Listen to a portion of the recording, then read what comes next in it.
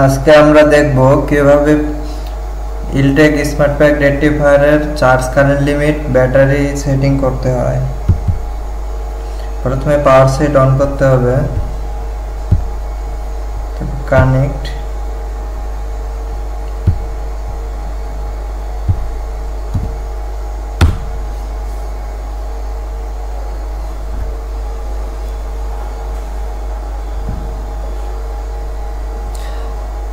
এটা আসা পর্যন্ত অপেক্ষা করতে হবে।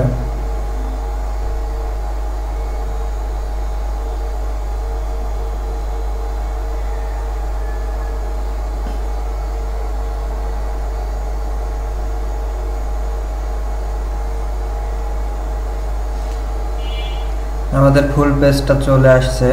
এরপরে ব্যাটারিতে গেলে এখানে কনফিগার,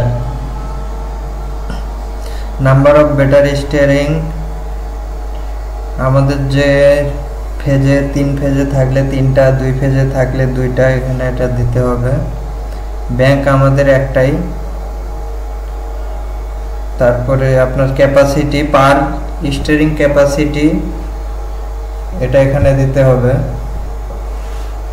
তারপরে এখানে চার্জ কারেন্ট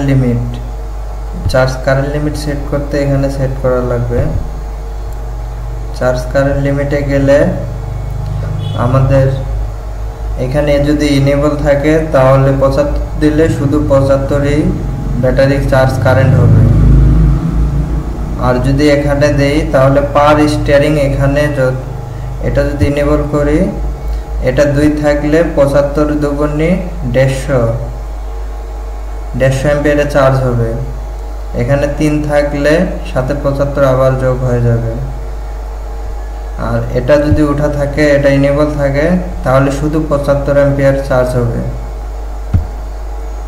এটাই আমাদের চার্জ লিমিট সেটিং। তাহলে ব্যাটারিতে যাওয়ার পরে কনফিগারে গেলে স্টিয়ারিং চার্জ কারেন্ট লিমিট